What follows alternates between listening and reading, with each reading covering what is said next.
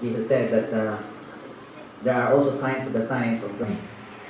And there will be wars and rumors of wars, and we know that today there has been many wars every day, and there has been threat to different countries, especially in the Middle East. Now there's already threat here somewhere in Asia, and one of the, especially in the Middle East, where the upper part of Syria, Damascus is very damaged. Did you know kung saan Damascus? Damascus is Syria. It is totally damaged. It has been said in the Bible, in Daniel, and also in Jeremiah. Jesus said that there will also be earthquakes, and earthquakes that we have not yet experienced before. The number of earthquakes will be increasing. I think I have shared this before. The scientists add the earthquakes from the time Jesus was born and up to 1900. They add all the earthquakes. That's 1,900 years. And they also compared it to 1900 to 2000, that's 100 years. So they compared the number of earthquakes in 1,900 years compared to 100 years. And they found out that there are many earthquakes sa 100 years compared to the 1,900 years. And they add up again the number of earthquakes from 2000 to 2010. Pila na years? 2000 to 2010. 10? 2010. Pila na years? 10? So that's 10 years. So comparing the number of years from year 1900 to year 2000, that's 100 years. And they were surprised that there are many number of earthquakes compared to the 10 years, from 10 years compared to the 100 years. They add up also the number of earthquakes from 2010 to 2015. How many years? 5 years. They add up, and then they found out that there are many earthquakes, more than earthquakes for the 5 years compared to that 10 years. So we would believe that we are now near to the second coming of Jesus. And we praise God that there are already 30,000 Christian Jews in Israel. So that's one of the signs that many people, many Jews will come to know Jesus as their Lord and Savior. And there are now about 30,000 Christians, already Jewish Christian inside Israel. So it is our prayer that we need to understand that we are now nearing the end times. We need to see to it that our lives will also be closer to God and dedicated to God. So again, may gabi, i-greet daw ninyong may gabi inyong tapat bis, seryoso mo kayo. Mura mo kahuman siguro ang exam niyo, no? Isa'y maayos sa gabi, buhay ka sa. So for every second, there's one person who will die. But for every second also there will be two who will be born. So we increase the population. So today we will continue to study the book of John as we look at the story of the disciples as they walked with Jesus and how they came to know Jesus more as they walk with Jesus. So knowing Christ, the disciples' journey. We are now in John chapter 4, at the later part of John chapter 4. So there's a saying that in this world, it says to see is to believe. So concepts you would realize later as you look at the story. Kita niyo ang kalibutan, ang idea, ang concept, ang perception, ang idea is to see is to believe. But it's totally different from God. It's totally different from God. In fact, it says here, we live by faith or we walk by faith, not by sight. So what does faith mean? Faith means the Bible in Hebrews 11, where the remaining verses there, you can see the people, the men and women of faith, the heroes of faith, what they call. It says here now, faith is being some sure of what we hope for and certain of what we do not see. So it says sure and certain. These are strong words. Assurance, meaning definite, absolute. And then it says here sure, meaning you are sure even though it did not happen yet. Okay? And then you are certain even you have not seen.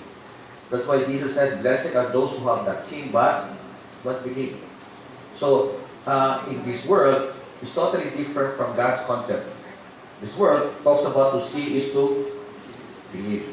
And for God, you need to, it's totally the opposite. So, even though the world says to see is to believe, but as for God, it's more on believe first, and then you will see.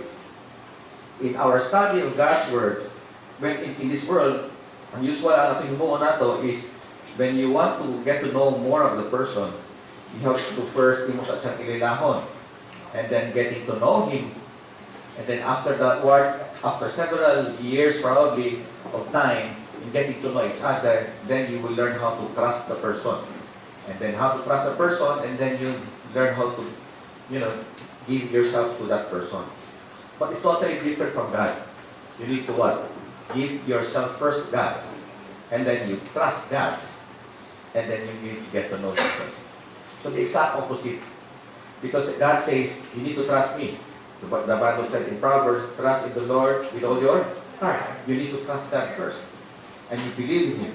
And then you will experience getting to know God. This is how we study God's Word today. And we will look at John chapter 4. We will look at the story of when Jesus heals the royal fish's son. In John chapter 4, verse 43 to 54. I encourage you, I challenge you that next meeting to study the next story. And what would be our next story? What would be the next chapter in John? Any guess? John chapter 5. Very good. How did you know? You are prophetic. So the next chapter is John chapter 5. Let's look at John chapter 5. But now, let's look at the remaining story of John chapter 4. So in reference to God's Word shall we arise, and let's read God's Word from verse 43 up to the end. Okay? Together, after the 2 days he left for Galilee. Now Jesus himself had appointed out that the prophet has no honor in his own country. When he arrived in Galilee, the Galileans welcomed him. They had seen all that he had done in Jerusalem at the Passover feast, for they also had been there. Once more he visited Cana in Galilee, where he had turned the water into wine. And there was a certain royal official whose son lay sick at Capernaum. When this man heard that Jesus had arrived in Galilee from Judea, he went to him and begged him to come and heal his son, who was close to death. Unless you people see miraculous signs and wonders, Jesus told him, you will never believe. The royal official said, Sir, come down before my child dies. Jesus replied, you may go, your son will live. The man took Jesus' word and departed. While he was still on the way, his servants met him with the news that his boy was living. When he inquired as to the time when his son got better, they said to him, the fever left him yesterday at the 7th hour. Then the father realized that this was the exact time at which Jesus had said to him, your son will live. So he and all his household believed. This was the second miraculous sign that Jesus performed, having come from Judea to Galilee. Shall we all pray? Father, we thank you, Lord, for giving us another story, that we will know more about you because of this story. Help us, Lord, to understand. Help us, Lord, to see more of your own agenda, our own eyes. Help us to see, Lord, what you want us to learn, Lord, tonight. Father, we submit, we surrender to you, our master teacher. Speak to us, Lord, today. Give us wisdom to understand. In Jesus' name we pray. Amen. Please take your seat. The title of our meditation tonight is Brokenness is a Blessing. Okay? Brokenness is a blessing. Now, probably to some of you, how can you are broken inside, can be a blessing? Okay? Again, when you look at God's point of view, it's totally different. The world will see, to see is to believe. But in God's point of view, in God's context, believe first and then you will see. Okay? So here, how can be a broken person be a blessing? Okay? Blessing means to be happy, to be joyful, even whatever circumstances. Blessing does not depend on situation, does not depend on circumstances. You will see that men and women in the Bible, they were happy. Even though they were jailed, they were mocked, okay? They were, wata sila, beat sila, but they were happy. Why? Because you can see that things of this world cannot understand. The more we know Christ, the more we will be happy. In fact, today, and then you need to be happy. Christians and believers should be happy all the time. Okay, there's a song na yung mga bata na, there's a song na pambata, happy all the time. Okay? So, brokenness is a blessing. When you hear the word broken, what comes into your mind? Huh? What's that all? When you hear the word broken, what comes into your mind? All of us does not want to be broken. If you have a material that is broken, if you have a cell phone that is broken and will not work anymore, what you will do?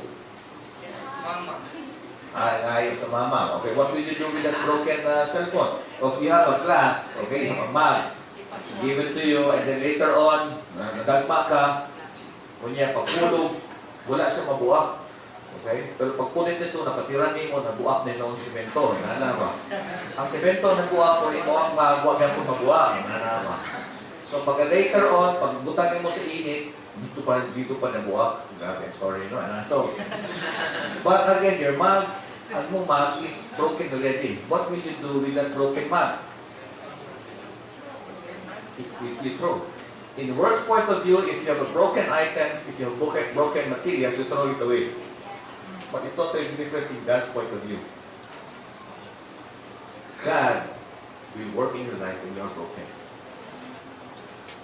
That's the only time and way for God to use you, to speak to you, for you to listen to His word. Because why? Because you are in a stage or mode of brokenness. That's the only way. Because if you're not broken, you will be self-sufficient. You will trust on your resources, you will trust on your IQ or your wisdom. You will trust in your capabilities. You trust in your friends, what you have. You look at the men and women in the Bible, all of them were broken. Once upon their lives, they were broken. And because of that, they came to God. God was there to help them. You know, problema po nato, we are self-sufficient. We rely on ourselves. That's the idea. But when we are broken, as the world, you will be thrown away and you have no value anymore. But as for God, that is the most valuable thing as a father. For our children to be broken.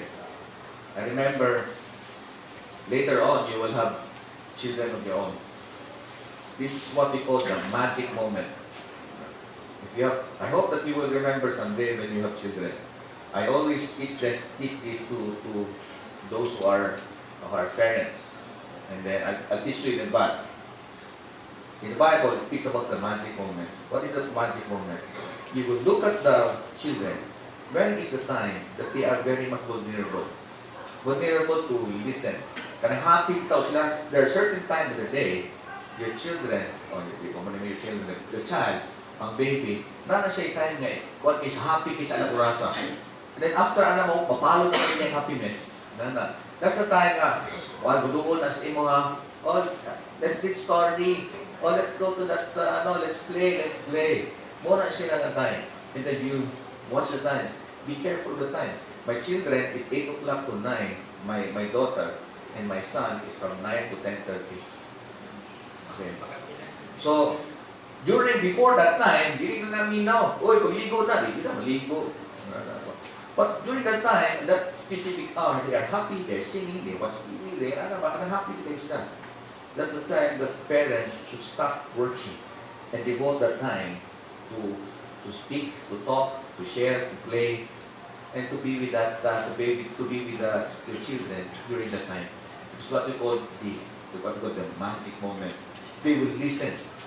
And then after that, they will not listen anymore. So, may nga sila nga, gusto kang story yun, kung nga na yung luto niya, or whatever you're working, that's what we call quality time with your children. So, during the day, though you are tired, sa gabi pag 6 o'clock, ibalaw ka, sutso pa isa. So, hihigda sa gata, panatili. Pag ingo na nasutsuan na, at doon nila matubabay. Mas story, tabiaan kayo, storya na, kung saan na yung storya ba. So, pag umana na, after na ng storya, ako na po yung sulod. Gusto na natugo. That is the time that you will need to teach your children. Open ka rin siya, anak. Especially kung mag-story ka, open na. Little things rin ito gihapon ng story, pero maganahan ka mo sa pamilya mo na. So, that's what we call the magic moment. But in our time, when we are broken, that's the magic moment where God will speak to us, where God will share to us, and that's the time that we listen. Because we are broken, we have nothing already. Wala na kailangan isaligan. Wala na kailangan wala gumana. Broken na. And that's the time that we listen to God. And that's the time when God also will not anymore shout, but speak to you clearly, and then you will listen to Him. Okay? So, totally different from the point of view sa kalibutan. For when we are broken, when we have issues in life, okay? When we have problems in life, when we are atong identity has lost already because we commit a mistake in our life, people will look at us as no value anymore. Wala na tayo value, wala nakasala ng ganita, yung na kayo ang pagtanaw sa, ubos na kayo ang pagtanaw.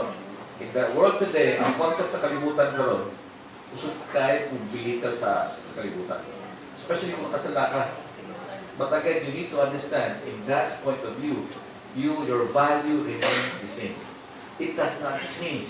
Even though the world looks at you as something that is really low, na wala na identity, but in God's point of view, your value remains the same.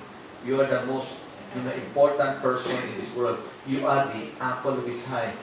You are kanang importante kasi yan. And when you speak to Him, you are never boring to God.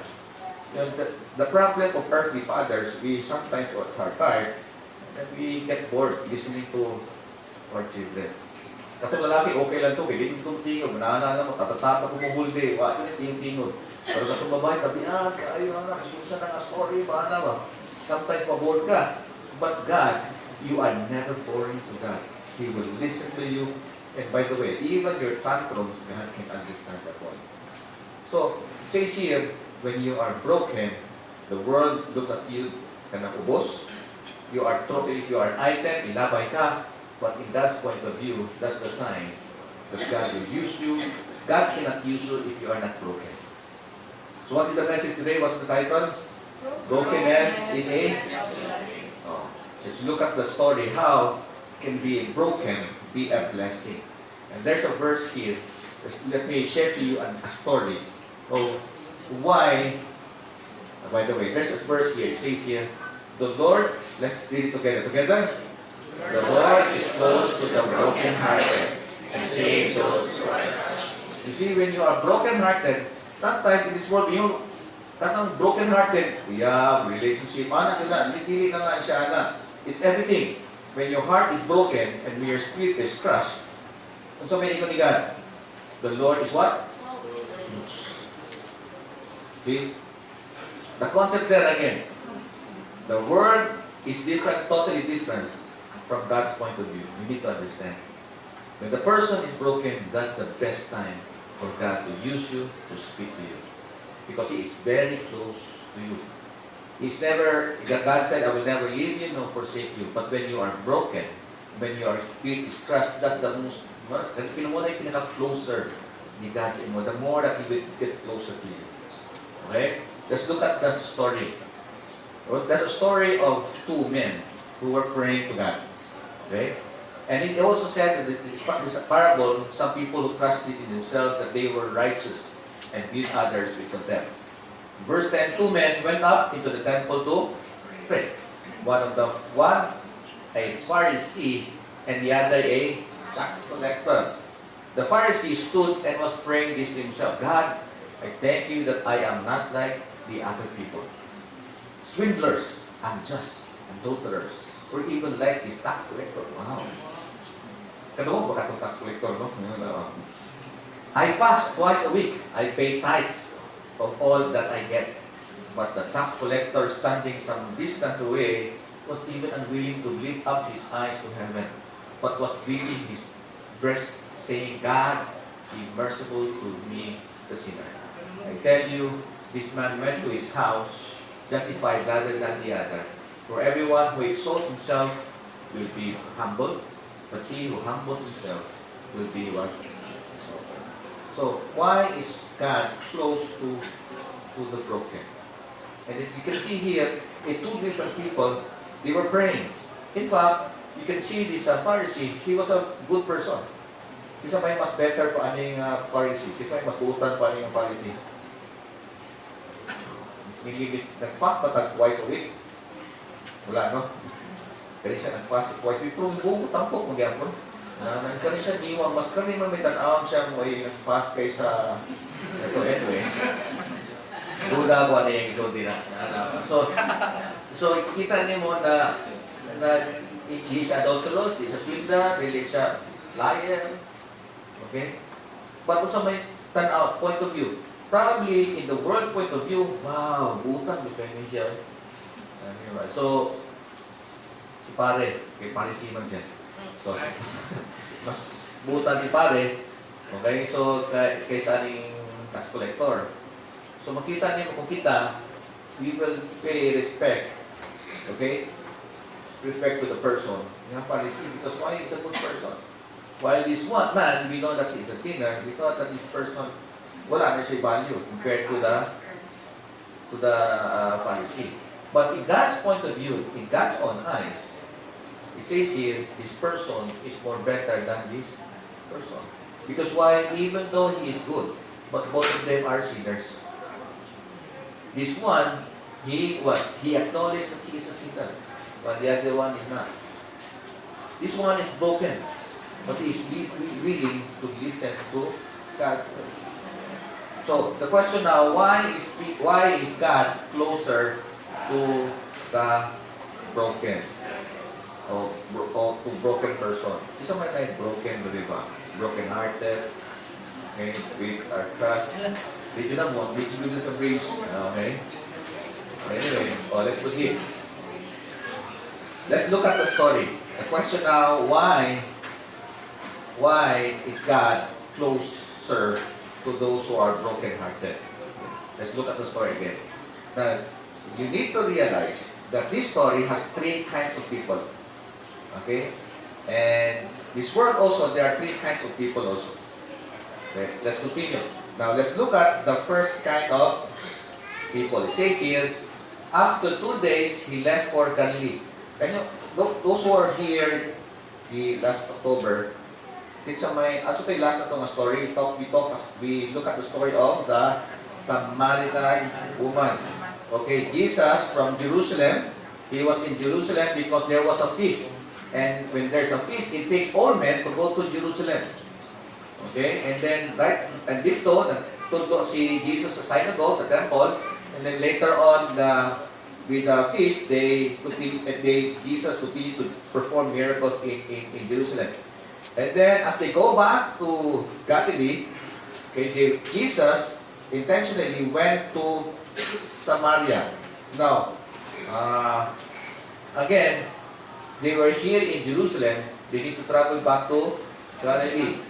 Again, I shared to you last time that all Jew will not pass by Samaria.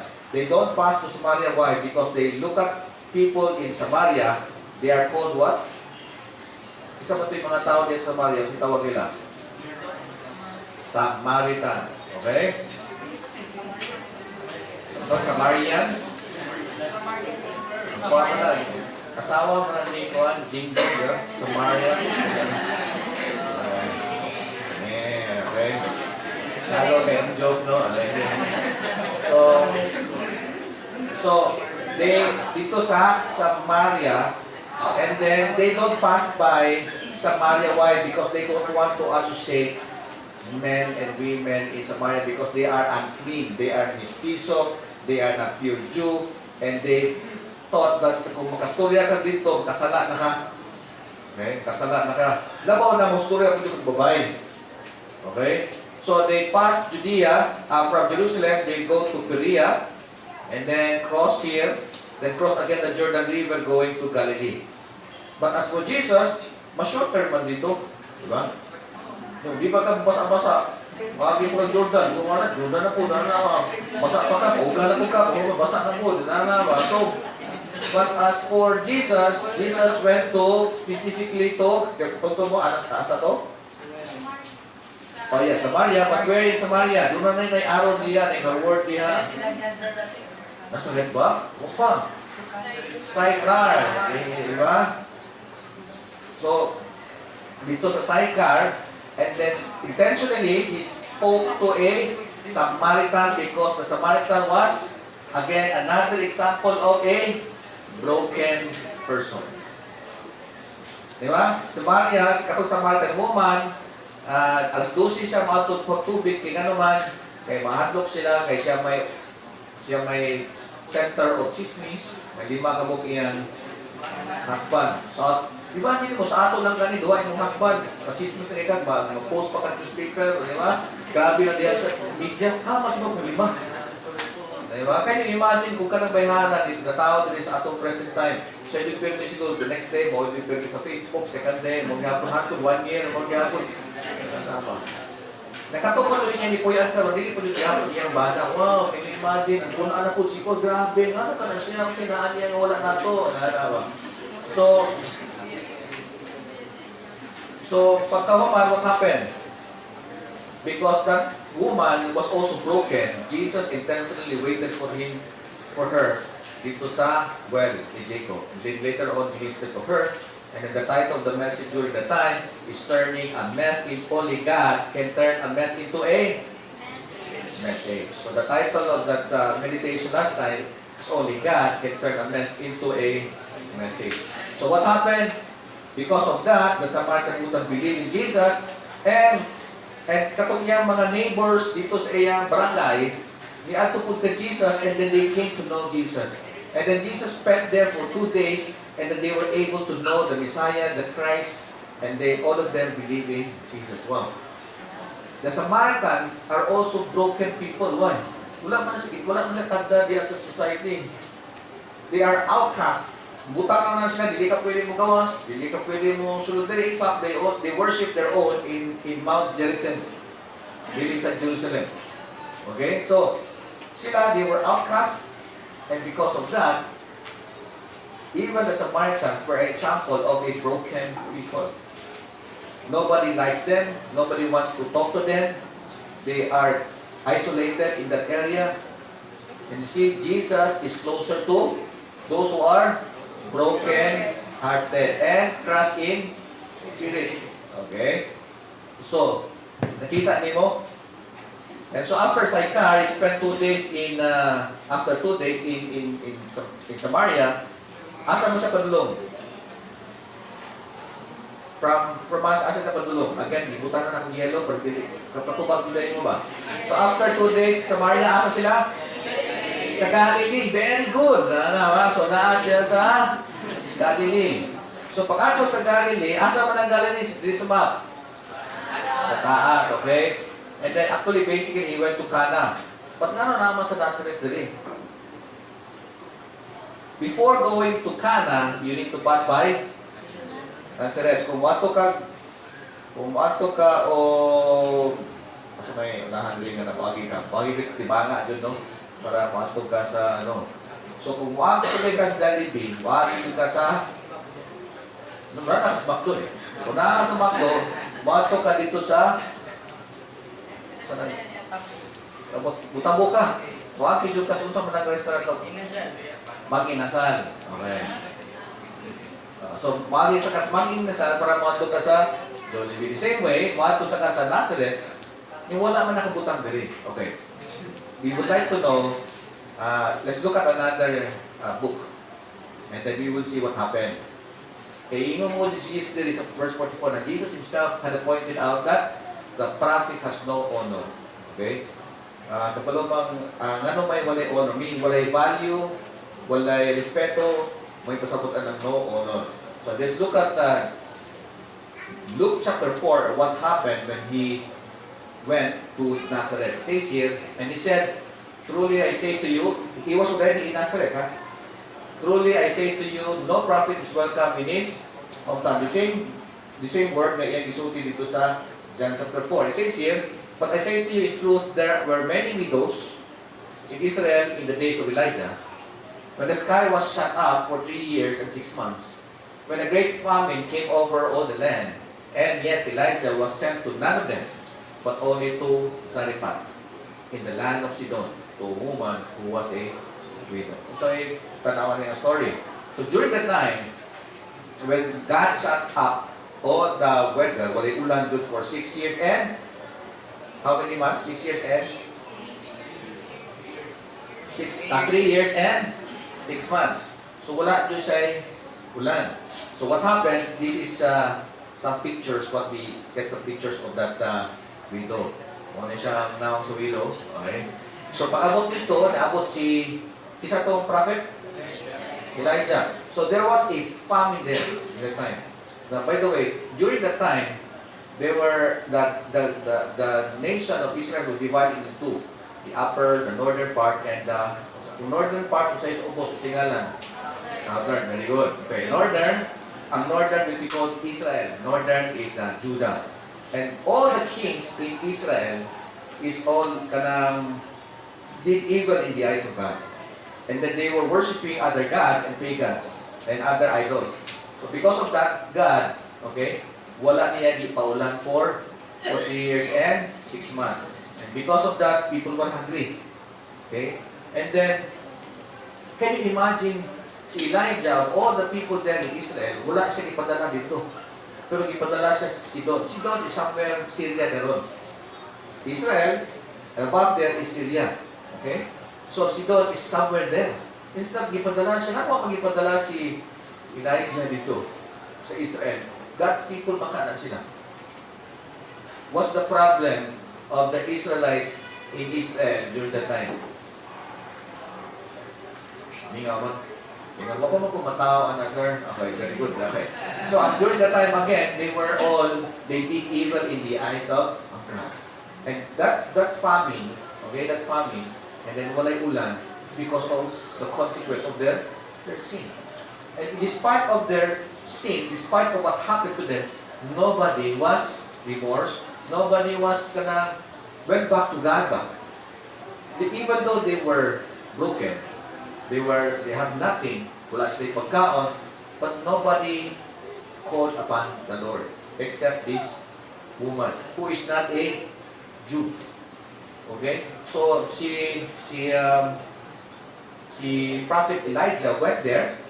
Ang himon nila ingon ni God, "Oy Elijah, wa pagkaon niya adto ka dito dapit, adto ka balin ka sa east."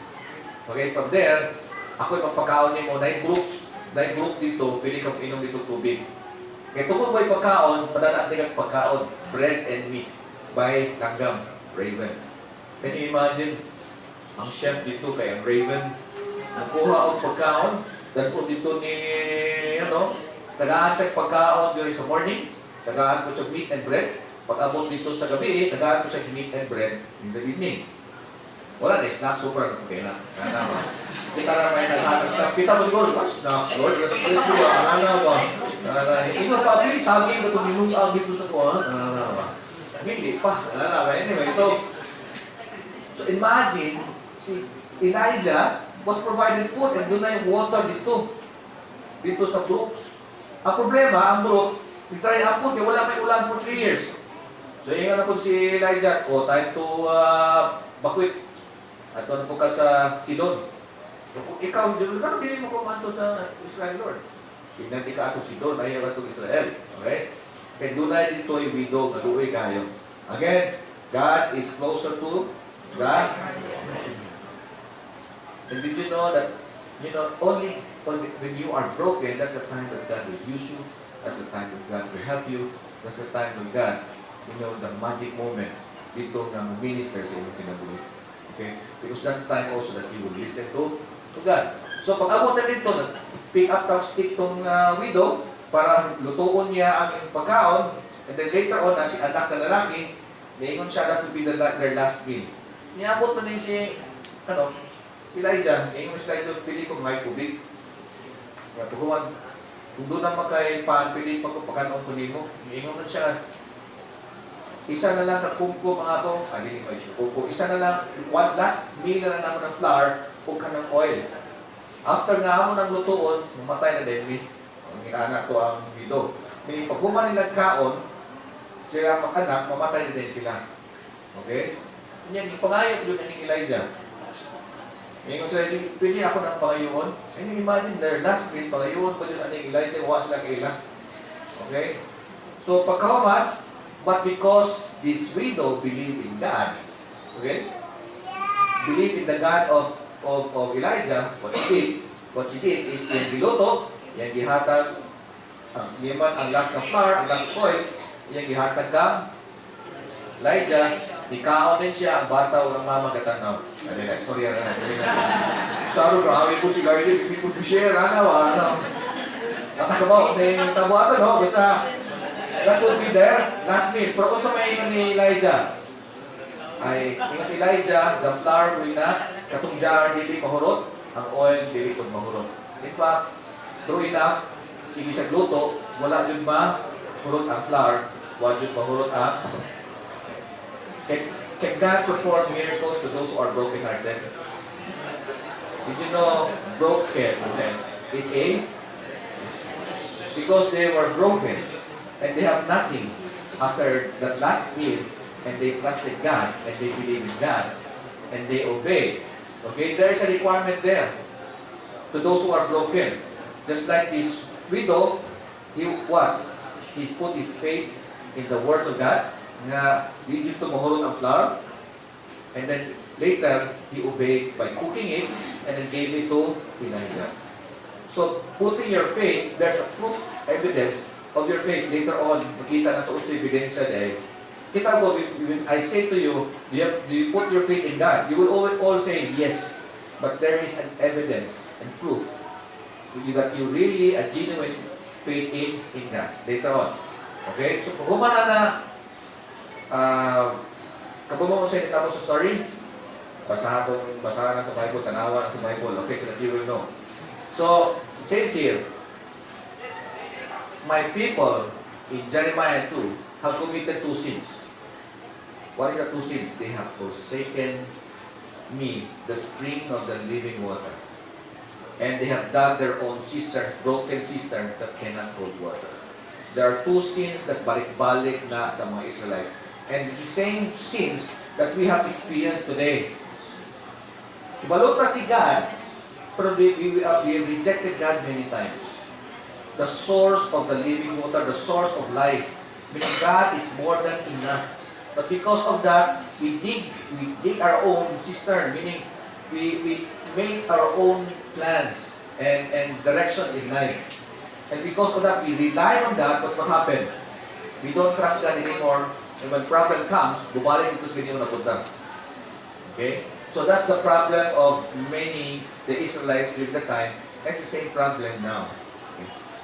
Then, sa Luke 4, the story continues, and there were many lepers, Jesus said, in Israel.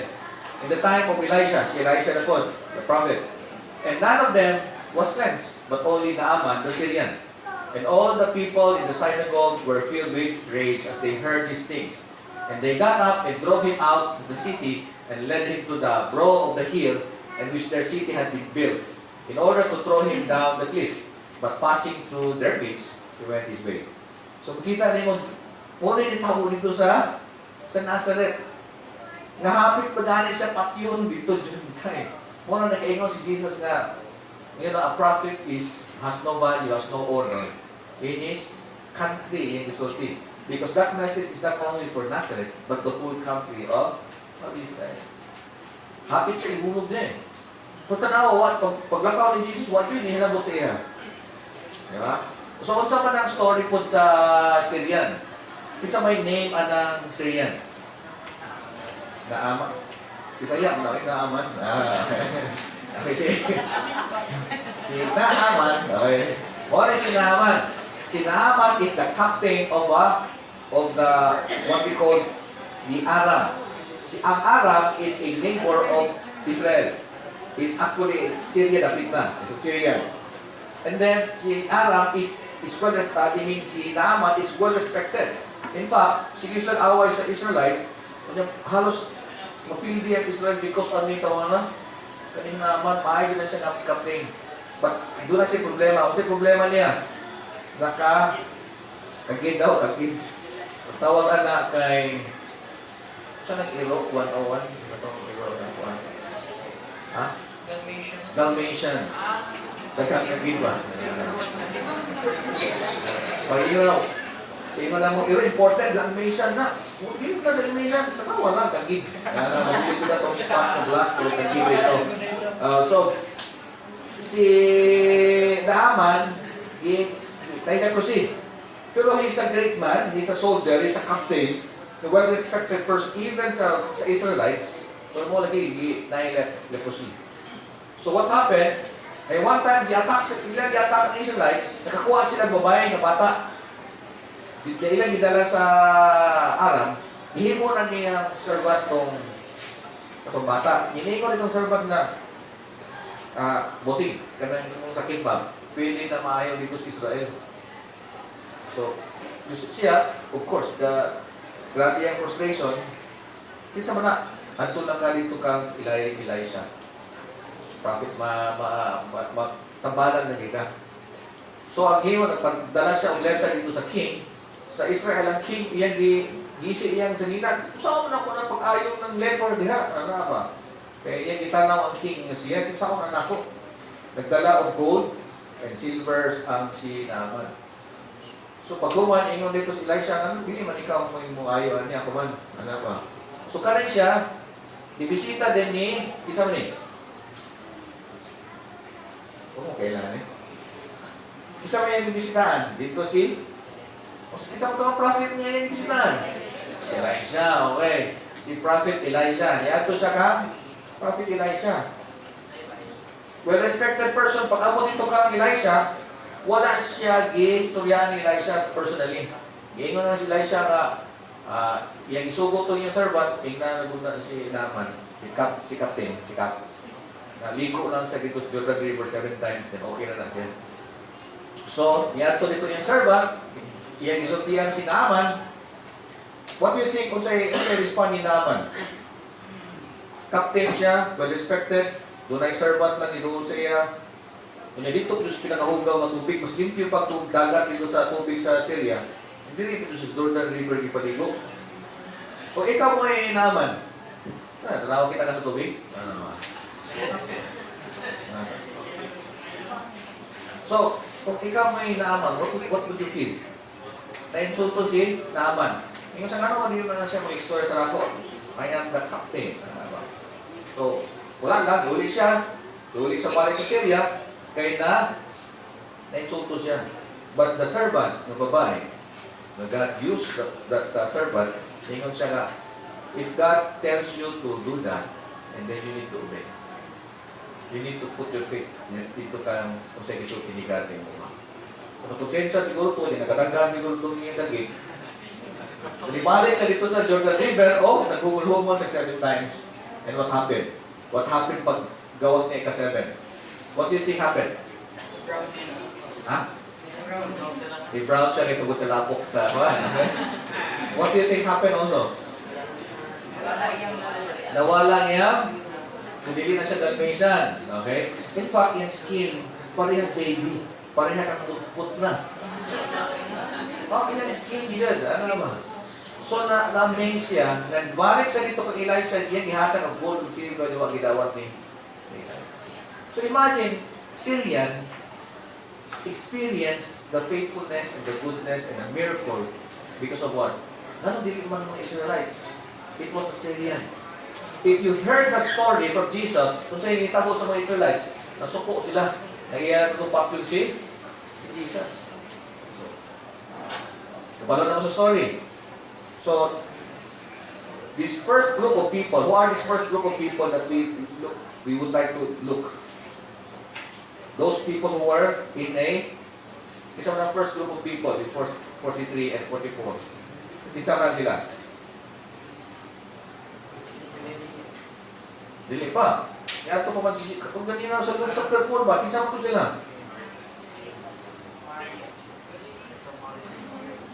Di man yato si Jesus. Dito siya hometown. Asa man yung hometown? Okay, Nazareth. Asa man? Lupaw mo karoon na. Ano. Niyato si Jesus dito sa dapat ko i-picture tayo pala rin. Niyato sa Nazareth siyang hometown before he went to Galilee. Okay?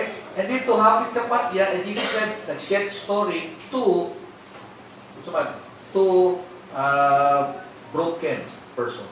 To broken person. Experience the miracle of Jesus. During the time, leprosy was impossible to be healed. Muna ikaw, if adapted na lang ka, you live in the corners of the city, outside the city, until you will die.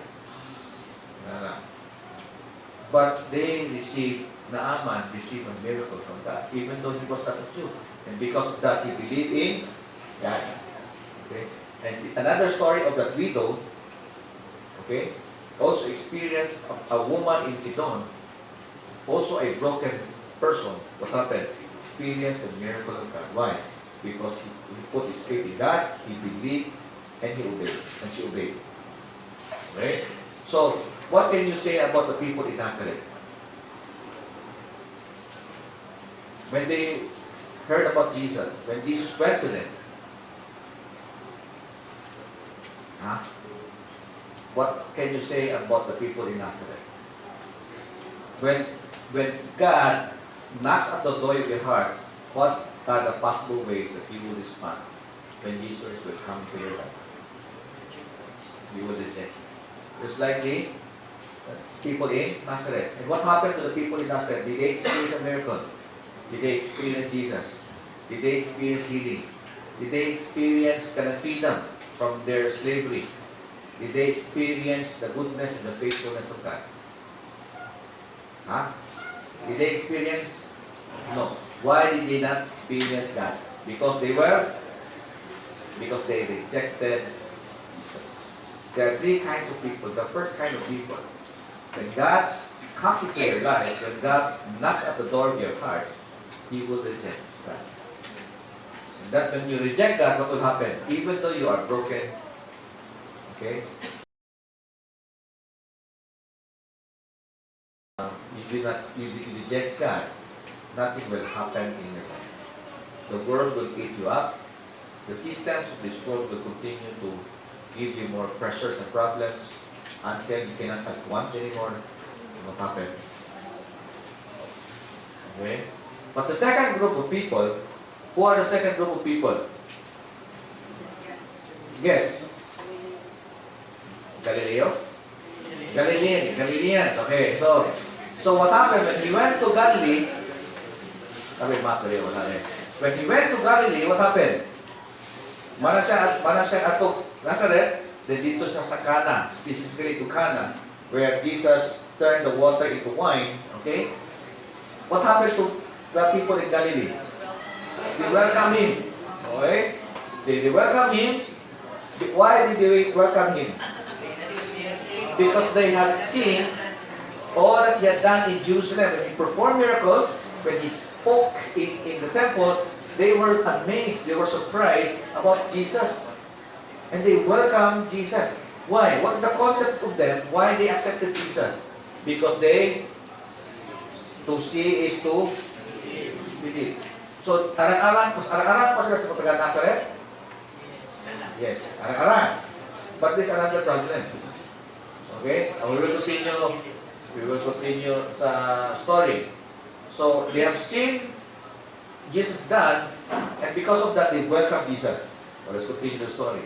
But there's a problem in verse 48. It says here, unless you people see miraculous signs and wonders, Jesus told you, you will never. Ang problema, there are many people today like the Galileans. They know Jesus, they believe in Jesus, but superficial lang ba? It's a surface man. They have not reached to the point of giving up their life. They have not reached their point of surrendering their life. They just want to enjoy how God perform miracles and see the things that happen in their environment. Ingon ana lang ilang gusto. Kung sa ilang gusto makita, kung sa hindi muna ito ilang ganahan. But when problems come, just like many Christians today, they just want to ask God's blessings, ask God's help. But when problems come, when things are worse, when their faith is being tested, then they will shy away from God. They will not go back. Because why? Because God for them is just like the one way lang para sila. But never give in to themselves in that relationship. It is just like in a relationship. How would you feel if there's a person who loves you so much, and that kind of love that the person gave to you will never, it would really reciprocate back to you? Can you imagine that relationship na in love ka, tanan mong gibuhat, imo nang gihatag tanan, pero isa wala feel, wala lang. One-sided love affair, ano? One-sided love lang yun ba? Tanan mong gibuhat. Unsa may sulti sa mga tao anang ingon nga, unsa may mga friends, unsa may sulti sa mga friends kung inaan ang gugma? Taka unsa pa? Ha? Martyr. Hero. Ano? Kung imong mama pasulti yung mga papa, nabuang ka. Kanang papa ug mama sakit mo kayo ito niya, nabuang na juga. Ano man yung sugdan doon yung mga ba? Ingon itong anak ko, di ba ang bubang kabuang? Oo, era ka na. Buang na sa ka. So, what will happen to how would you feel that you give love to a person? So, parang ba? Sige, hatag miracle si Jesus, sige, heal, okay? Sige, minister sa mga tao, and then, wala, nothing happened. So, sunod lang, welcome, nagay ka tinuod, pero what happened? Superficial, nara sa surface lang, wala din commitment. Okay? Pero si Jesus, committed to them already. But there is no commitment back to the people who he ministered. Diba? I tell you, when you look at, when you be in a relationship someday, the second greatest choice that you need to, make is finding a partner. Because the first major decision that you need to make in your life has eternal impact. What is that decision? To believe in Jesus. When you believe in Jesus, what is the impact there?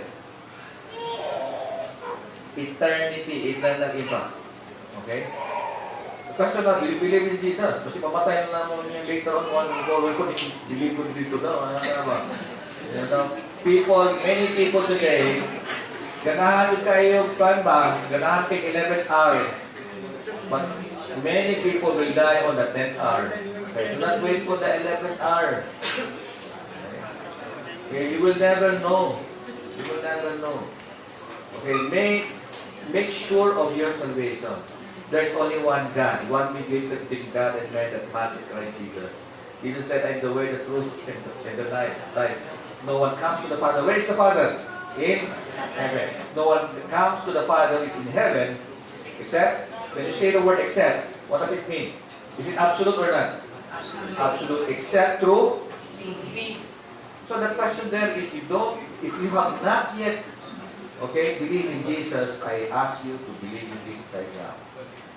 Because maybe life, you'll be spending your eternity into the burning sulfur, that it will fire, it will heat up, that there's gnashing of teeth. Diba, imagine mo there's gnashing of teeth. Okay, so, let us continue. It says here, the problem of the second people, the Galileans, though they believe in Jesus, they welcome Jesus, but the problem is superficial. They have not rooted their commitment, their life to Jesus. Okay? What does Jesus say here? He says here, let's read together. You hypocrites. Okay, let's read together. Together. You hypocrites, Isaiah was right when he prophesied about you. These people honor me with their lips, but their hearts are far from me. They worship me in vain. Their teachings are but rules of man. So their rules, their teaching is more on, not on God's word, but more on men. They honor God with their lips, but it is not manifested in their lives. Their hearts, they look at, murag, ang ilang heart, murag doon kay God, but they are, in reality, they are far from God. Did you know that during this, there are one example when Jesus cursed the fig tree? Did you know why Jesus cursed the fig tree? To let the people know that some of them are like this fig tree. It looks nice on the outside, but in the inside is nothing, empty. So what Jesus said, did, because Jesus is a good teacher and he can perform miracles, nothing is impossible with him. He cursed the tree and then suddenly the tree was withered and namatay. God is telling them that the world, many world today, is just like this fig tree. Looks nice, with so many leaves, looks healthy. But when you look at inside, there are no fruits. Not inside. It's useless and it's meaningless. And what happened? That's why Jesus cursed the tree, for people to see that most of you are just like this fig tree who are nothing. So many of us are like the Galileans. We believe in Jesus, we know about Jesus, we know Jesus, but we really not committed our life to Jesus. We don't listen to Him. We would like only to ask. Look at our prayers. Our prayers, Lord, give me this, give me that. Lord, mahita makapasa ko sa exam. Lord, mahita ang teacher, buutan karon. Mahita extend ang iyang kuha, ang iyang grado from 50% to down to 20% para masulod ko kaya ako score 20 na out of 100. So it's more asking for us, self. Puro lang self ba? But we never hear God's word why. Okay? And then if people know, if you are really a Christian, you are deep-rooted in God, you obey Him, you listen to Him, and you obey Him, no matter what. Even it does not sound logic, because God usually does not speak on logic. The world speaks on logic, but God does not speak on logic. For example, just like when they conquered the Jericho was, the wall was so thick. Okay? So, all the Israelites were preparing for that war. They crossed, probably, ilan ang ibahin ng sundan, sword, pag sundan sa ato, pagtantad ng mga kuhan, kako, anyway, so, ilang araw, ilang ihain, di ba? Ibahin na siguro, then gi-ready na nila. But unsa may ingon sa commander-in-chief? When Joshua went to the commander-in-chief, si God, boss, unsa may atong nanawin sa front karon sa Jericho, or what shall we do? What is the game plan? What is the strategy? And what would be, how do we defeat these people? Ayun nga, mo to, ayun si God na, pagma, gather mo din then tuyok lang mo one round, pag one round, mo to. Kung ikaw may Joshua, saan ka na pagsulti na ito ng, sige na magba itong akong mga army nito, di ba?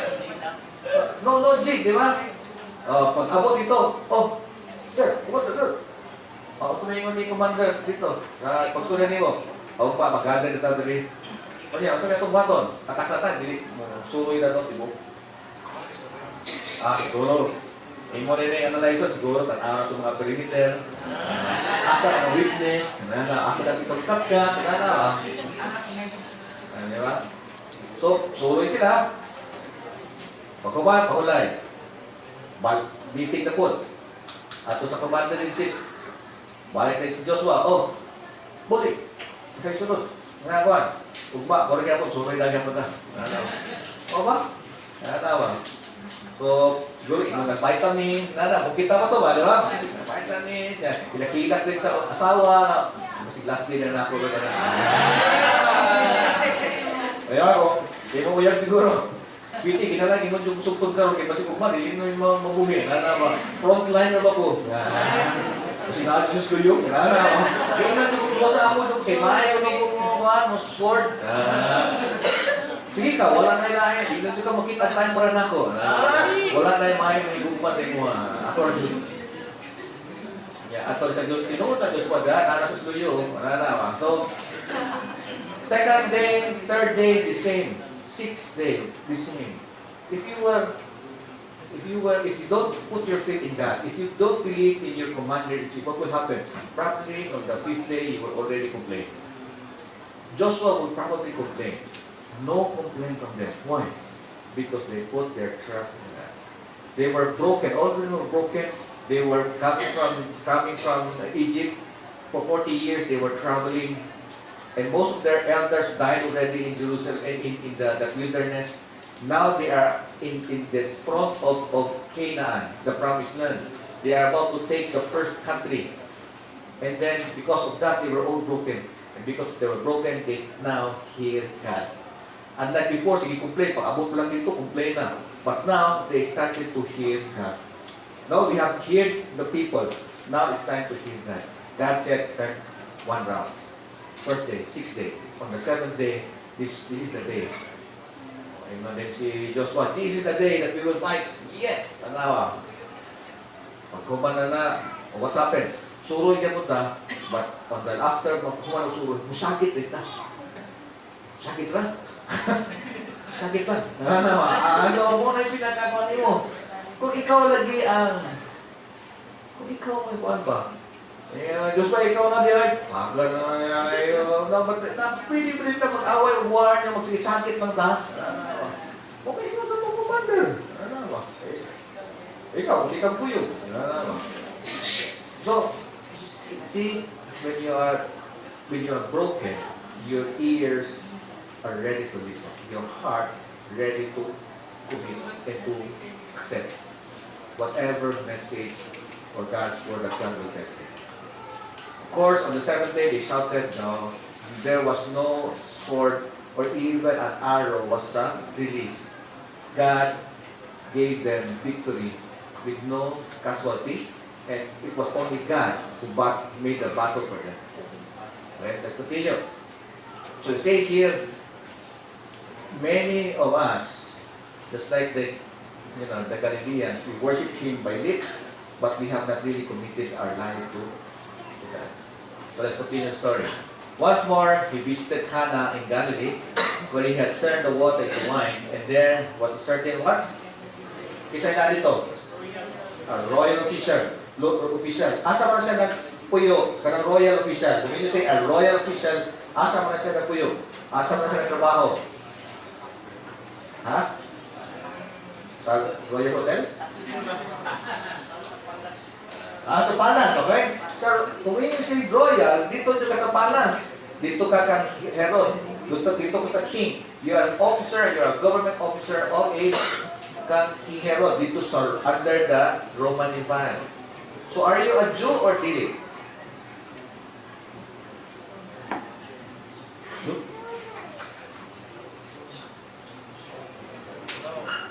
Doon ka naman ninyo po, yes or no? Ano ba? Wala tugay dito kayo. Lalasod dito. Kaya yung Pilipino dito kayo. Nakanaw dito. Yes or no naman. Yes or no. Most likely dili siya. Most likely pero wala ibutang niya. But he's a royal official, meaning he has authority. He lives and works in Herod. Okay? He's a government official, but respected. But what happened when he tagadiin man siya? Capernaum. O sa manang Capernaum. So Capernaum, nasa Cana, asa man Capernaum? Kita ninyo? Abi na mo mananang po, asa ka nagpita? Capernaum is 20 miles from Cana. So 20 miles, about 32 to 33 kilometers. Is from here to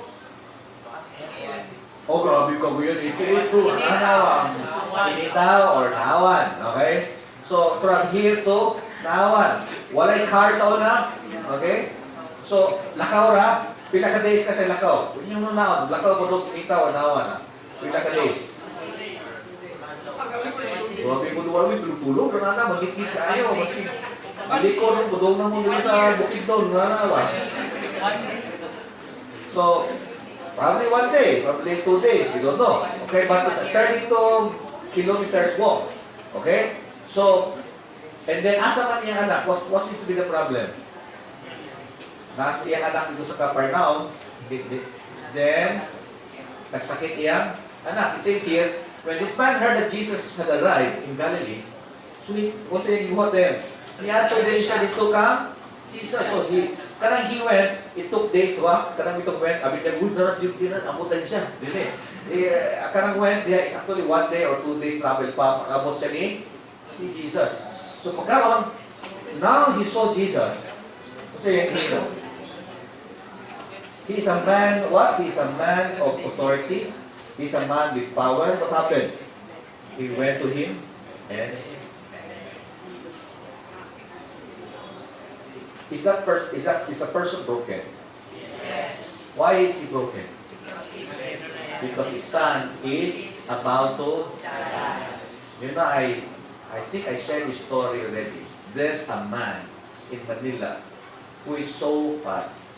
And then every year, he would like, his New Year's resolution is for him to, sa kayo yung New Year's resolution. Dili ito maging fatter pa. Dili maging lumiwang siya. So every year, gusto siya magniwang. Pero every year, kung siya nga, dili maniwang. O, anak until when her daughter was sick. And her daughter has a kidney problem. She needs to have a kidney transplant within a month. If not, her daughter will die. And the perfect donor is siya. The problem is, tampok kayo siya. Then it will take her to reduce certain weight for her to donate. 1 month na lang. Diba because of the love of the father to her daughter, less than 3 weeks, ubos kayo yung weight, and then he was ready to have an operation on the 4th week. For many years, he was not able to do it. Why? Because of love. Okay? See how love can move mountain. Because of her love, because of his love to her daughter, he did it for 3 weeks only. He was ready on the 4th week for the operation. The operation was successful. He gave one of his kidney to her daughter, and her daughter lived. That was the testimony that I heard many years ago. During the time that the father was giving the testimony, I cried. Why? Because I cannot do it on my own, reducing every year. But because of my love for my daughter, I was able to do it for 3 years. It was impossible. Impossible, why? Because of my love for my daughter, and because of the help of my dad. Okay? So here, he begged. Imagine a man with authority, he come to Jesus and begged to heal his son who was close to death. Okay. Let's continue the story. What happened? This is the third person that we need to know. The first person, the first group of people who was there, isa po sila? The people in Nazareth. How did they respond when Jesus came to them? They rejected Jesus, and because of that, they don't experience the miracles, the blessings of Jesus. But the second group of people were the Galileans. The Galileans, how did they respond to Jesus? They welcomed Jesus, but only because of the miracles that they saw by Jesus. But this third one, even though he was not a Jew, and because he was broken, and then his son is dying, he went to Jesus and begged. And when he begged, and then asked for Jesus to come to Capernaum and to heal him. So what was his request? There are 2 requests. The first request is to come to Capernaum. The second request is to heal. Okay, so what happened? Unless the people, in verse 49, the royal priest said, "Come down before my child dies." Jesus replied, "You may go, your son will live." Okay, you see, you may go. When Jesus said you may go, did Jesus granted his first request? No. Okay? Nga naman, there were two requests. What was the first request? For him, to Jesus to come to Capernaum. But the second request is for Jesus to heal.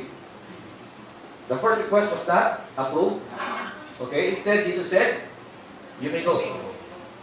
But the second request is that Jesus said, your son will live. Now, when we talk about, there are two proofs about your faith. The Galileans only look at the miracles of Jesus.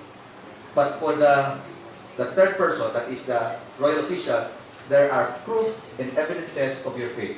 What is the first proof there? It says here, the man took Jesus at his word. What does it mean? What is the first proof of faith? Huh? When he said, Jesus accepted his word eh. Kung ikaw gusto, kung Pilipino to, ay, kabalo mo ko Lord nga kaya, di ba bro? Pwede ba, kulit kita na to, na-ready ng kabayo, upata ka kabayo, pwede pa ka magigdam, si asa ng kabayo, ano na ba? Okay? Kaya naman, he was rich. He was a man with authority. He's capable. But during that time, he was what? Wala siya na himon, broken man siya. So what is the first proof of faith?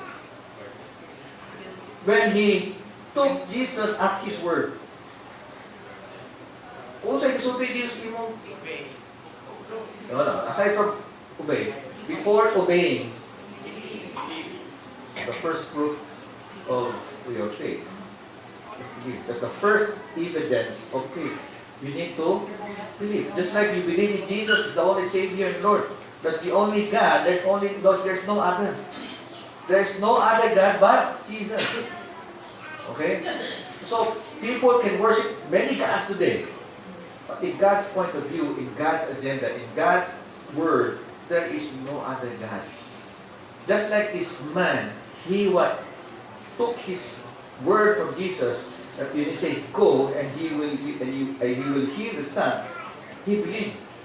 Ang concept, imagine mo kanya siya nga he does not know Jesus.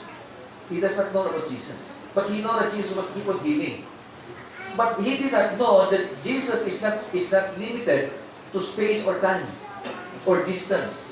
Even though 20 miles, 50 miles, 30 miles, he does not know about that one. Pag anday karon kabalo siguro ta, we pray, mingon ta nga, please pray for my kuha narito, then we pray. We know that God is not limited to space and time or distance. But he did not know. Ngayon anak day na. But he took his word from Jesus, okay, and believed. And what's the second evidence of faith? And departed.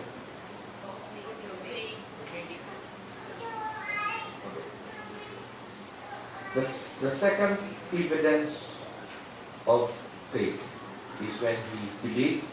Not only he believed, just like Galileans believed lang, but he also what? Obeyed. There's the problem of the Galileans to see is to believe. Okay? But here, even though it did not happen, di ba? What is faith? Di ba? We walk by faith, not by sight. What is faith? To be sure of what we hope for and to be certain. Sa tisulod? What kind of certain? Of the thing that okay, see, sure and certain. Faith. Believe that God, will heal His Son.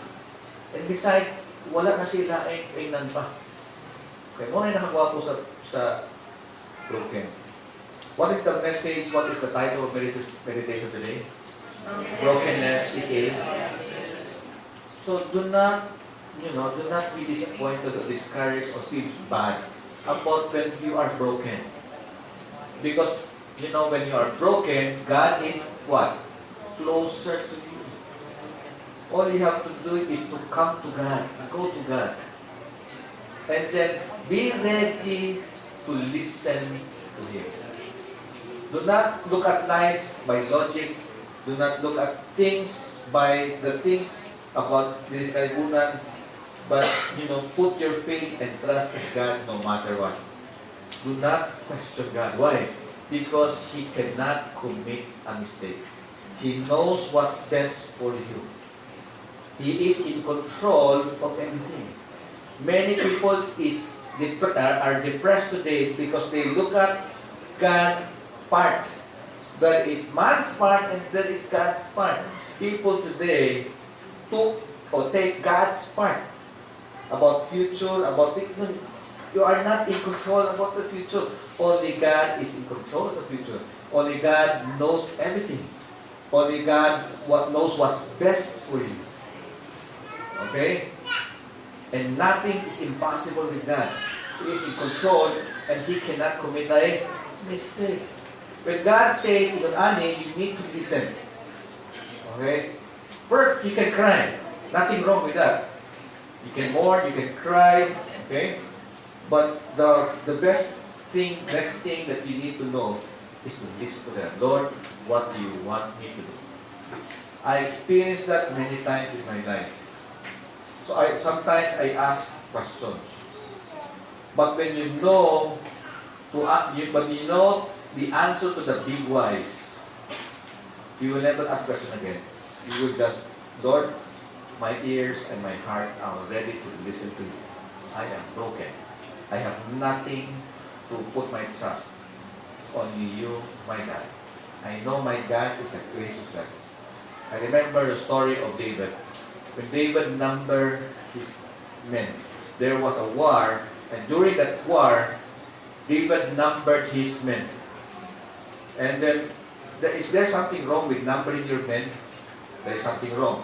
To cut the story short, is that he numbered his men, and God does not like when he made that decision or choice to number his men. Because his pride, the pride of a king, lies on the numbers of his soldiers. If your soldiers are 20,000 and your enemy is 10,000, then you put your confidence in your number of soldiers. That's why God hated that part, and God has to discipline King David. Then God said, you have numbered your people, you have not trusted me. How many wars that I have, give you victory? Why do you number your it was stupid. Now I'll give you 3 things. How will I punish you? I will give you to your enemy. Okay? And then you will pay in victory. On the third, do not say pang sulti. But what did David say? I know my God. I know my God is a great God. Make your choice, Lord. And si David, it's your choice. Because kung sa imong choice, Lord, that would be the least that I will mahitabo sa kinabuhi. 70,000 of your soldiers died because of that. So again, you need to realize, okay, that you come to God with humility in your heart. If we continue to, when we live our life and we gain experience, we gain wisdom, we gain strength without, we continue to rely on our strength. And sometimes, maparay pupunta, natay fried chicken, fried pork, sinanaba. We continue to live our life. Pagkawan, what happened? God will do something about it. Why? Because God wants you to put your foot always on the ground. Because when you gain confidence of yourself and this world, what will happen? Your resources, your money, or your intelligence, or your capabilities, then you will not ask God anymore. You will reject God. Most likely to happen is you will reject God. And God doesn't want that to happen. Why? Because it will ruin your life.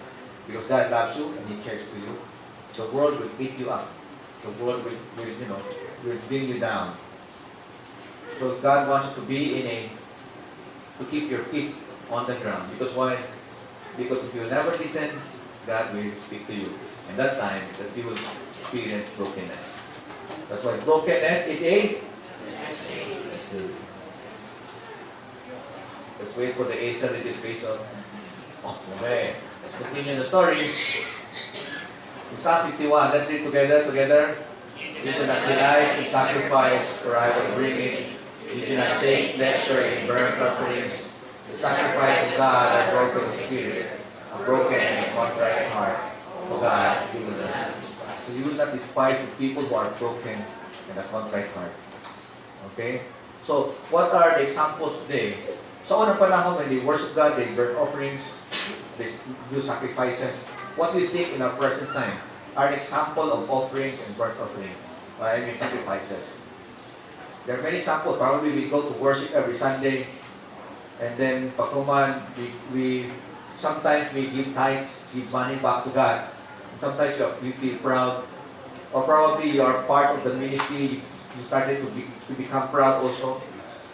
And then because of the things that you have accomplished, and then later on you have many ministries, ginana. And then because you gain respect, you gain your name, okay, ginana. Just like the burnt offerings, God does not want that. Why? Because everything that you have comes from God. All God asks is for help. You what? To obey God. I mean, a broken spirit that really surrender to God and ask God for grace and mercy. Okay? Says here together, someone said, has the Lord as much delight in burnt offerings and sacrifice as in obeying the voice of the Lord? Behold, to obey is better than sacrifice, and to heed than the fat of rams. What the call of fat of rams? These are the things that they offer to God for the burning of the offerings. Okay? Obedience is better than sacrifice. Why? Because obedience is you are what? You are submitting, you're surrendering to God. Not your will, but God's will. Not on your own wants or needs. For example, na kay gusto ka dili jud ka nang obey. But Lord, because I love you, I will obey you. That is more than the money that you give to or tithes you give to the church. It is more than the ministry that you perform in the church. Because obedience is better than any sacrifice. Obedience is just what God requires from all of us, His children. And when you obey God, God wants you also to, to experience blessings, experience also what? Miracles in your life. So do not be shocked. Do not be disappointed. Do not be, when you are in a situation where wala na dyan kay laing lutsanan. I mean, the world is crumbling down. In the world, you think you are carrying all the cross. Do not worry about that one. Why? Because God can turn a message to a message. And God will turn that negative things that happen, even your foolishness decision, God will turn that foolishness decision into something that is good. Okay, for His glory and for His honor. Okay? So what happened? Because he listened, he obeyed, he put in faith in Jesus, and then what happened? While he was still on that way, his servants met him with the news that his boy was. He experienced miracles. Okay? When he inquired as to the time when his son got better, they said to him, the fever left him yesterday at the... Oh, if you are referring to the Jewish time or the Hebrew time, kung sa sa orasa? Di ba na ako na nag-share sa inyo? 1 p.m. 1 p.m. because the 6 hour is 12 noon time. They start their time at 6 o'clock. Okay. But for a Roman time, di na sa pwede. They start their time at the 12 noon time. Kung 7, kung sama na siya. Kung 12 noon time, kung 7 hour, kung sama na orasa sa ano na alas 6 ko, yung 7 hour ba? Alas 6 ko ito. Alas 7 sa gabi. Di ba? Kay 12 man. 1, 2, 3, 4, 5, 6, 7. Okay. So, sa orasa, kung if you base on the Roman time, is 7 p.m. If you base on the Hebrew time, it's what? 1. Oh, inanatawag sa mga siya, Hebrew or Roman. So, nana mo yung idea ron. Okay? So, it's 7 p.m. It does not say, probably, kung Roman siya, probably 7 p.m. Napot siya gabi. So, then the father, the fever left. Even siya, when he inquired as to the time when his son got better, they said to him, the fever left him yesterday at the 7th hour. So, pila day ka days ang iyang travel? 1 day. Yesterday man, di ba? So, yesterday man, minabot siya ika 7th hour the next day. So how many days can travel? 1 day, okay. 1 day, 1 day. So the father realized that this was the exact, dili ingon ba nga, late, dili wala, exact time. Okay? Exact time at which Jesus said to him, your son will live. So he and all his, what happened to that? So he and all his household, this was the second miraculous that Jesus performed, having come from Judea to Galilee. What was the first miracle? From water into wine. The second is, so God, you cannot confine God to distance, you cannot confine God into time. Okay? So nothing can confine God. He has no limitation. He is unlimited. He is infinite. He can perform miracles anytime. We know that because kinata ng mga Christian nag-pray, dungan ng pray. God can hear all of us. Hindi pwedeng isa naka, kanisa kanina. Do broken ka na, mas broken yung grabe niya. Ikalima na niya siya na broken hearted. Grabe, hindi siya kasabot. So, yung ikaw, kunya na ka na, isa naman na yung broken hearted ka rin, ikaupat naman niya, nakutsunod. Hindi. Sabay-sabay na pag-pray dito sa God. You know, diba ano, kung sa'yo na-miss mo, hindi ka maduo kay God. You know, miracles can happen in your life. When Jesus comes into your life, miracles can happen. The only way for miracles to happen in your life, when you believe, when you obey Him. Even in the midst of brokenness. Because God is closer to those who are broken. Okay. So, every miracle, large or small, begins with an act of faith. We may not see the solution until we take the first step of faith. Just like when Moses said, yung sabi buhaton ng Lord, na naman rin ang pikas na naamay, grabe mountains rin yung maniabot na mga Egyptians. Idri dagat, sabi buhaton na ko. Wala mamingon sila na, ako na tungawan ng tubig. Ay, magkabala na. Because why? There is no element of faith in your walk with God. God wants you to put your faith every step of the way. All you have to do, believe, and then you will see. It's not about to see, is to believe. But here, Jesus is telling us, believe first, and then you will see. Okay? You will never know the solution, but the solution will come after you put your faith and believe. Okay? What happened to the first group? What are the three groups? The first group is the people of Nazareth. Iyan itong mga silingan. Because Jesus was in Nazareth, and then they are all, Nazareth is in his hometown. Because they do not believe what happened. Jesus said, the Father loved His Son, and has placed everything in His hands. Whoever believes in the Son has life, but whoever rejects the Son will not see life, for God's wrath will remain.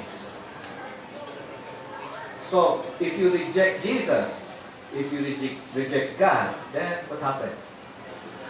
The wrath will continue to be with you because why? Because we are sinners, and what happened? You will not see life. God made the promises that, to have an abundant life and life to the full, it's only with Jesus. Even though we have the same problems along the way. During our journey in life, our problems, our trials are all common. But we will differ in how we respond to problems and issues in life. Because why? Because we have a God who will be with us in our walk. God does not remove any mountains in your journey. God promises that He will be with you as you walk through mountains. Okay? The second group of people, they believe, they welcome Him, but their heart is not for God. Their heart is not solely for God. They are not committed. And what does the Bible say? Not everyone, Jesus said, not everyone who says to me, Lord, Lord, will enter. Well, let's read together, okay? Starting verse 21 together. Not everyone who says to me, Lord, Lord, will enter the kingdom of heaven, but only he who does the will of my Father who is in heaven. Many will say to me in that day, Lord, Lord, did you not prophesy in me, and in your name drive out demons and perform many miracles? And I will tell you then plainly, I never knew you. Away from me. Because as you continue to do what is evil in the eyes of God, then you are evil in God's sight. Even though you are you are popular here on earth, then God will say, I never knew you. Go away. Then your place will be in that. So that's why I suggest in your relationship with God, commit to God, surrender to God. Allow God to manage your life. Do not plan for your own. Do not be self-sufficient. Be what? Put your trust in the Lord. Allow God to help you. Allow God to manage, to take control. And allow God to take rule in your life. But when you are broken, that's the best way to listen to God. And allow God to tell you His message, His direction, His comfort, His presence. Okay? And His miracles that will happen when you obey, when you believe in Him. And the third one, what's the third one? Just like the royal son who put his faith in Jesus. What does the Bible say about those people, okay, who surrender to God, who put their faith in God and obey God? Now let's read together Isaiah 46 verse 4 together. I will be your God throughout your lifetime, until your hair is white with age. I made you, and I will care for you. I will carry you along and save you. Is that a promise or a suggestion or only God? It's a promise. Even though your hairs are white. You know, I praise God even though my hair is white. Because God, made a promise that He would be with me when I continue to walk with Him and obey Him. Okay? Even though there are problems along the way, I walk in the valleys of darkness. But God will be there to help me, to protect me, and to take care of me. To save me, of course, and most of all, to take care of me. Okay? Even though your children will not take care of you even at their old age, but God made a promise that I will take care of you. You see? Throughout your lifetime. I don't know, probably 70 years, 80 years, 90 years, I don't know. But that is a promise that God said, I will never leave you nor. What is the message this evening? Brokenness is a blessing. Do not take this lightly, and it is my prayer that all of us will listen to God as He continues to speak to us, even in our midst of brokenness. Is God good? Is your Father, your Heavenly Father, gentle to you or has a plan in your life? Do you believe that He can do many things in your life? Have you learned something tonight? Yes. Let's come to God in prayer. Our dear and loving and wonderful Father, we thank the Lord that you have spoken your story to the people when you went to Galilee. Lord, your experience gave us confidence that in you alone that we can put our trust. To some of us probably are broken right now. To some of us are probably disappointed and discouraged in life. To some of us probably, Lord, have received many bad news and negative things in life. Lord, we know that these circumstances or situation we are in, it is just a venue for you to give, to provide, and to perform miracles in our life. Lord, only you can turn the mess into a message, a test into a testimony of God. And we thank you, Lord, tonight that we have an option, a different option that the world has offered, oh God, but an option to really to have experience a life to the fullest again, despite of what has happened to us. Thank you, Lord, for your promises that you will never leave us nor forsake us. Thank you, Lord, for being good to all of us, that you're gentle and kind and good-hearted, O God. Help us, Lord, along the way as we continue to receive and experience these things in life, O God, how the world ruin our life, O God. It is our prayer that you take control of our life from now on. Lord, we put our trust in you. Rule, Lord, in our lives. And we allow you, Lord, we surrender our lives to you. make things happen, O God. For we know that in you, in your presence alone, we can perform miracles in our lives. Lord, we need a miracle.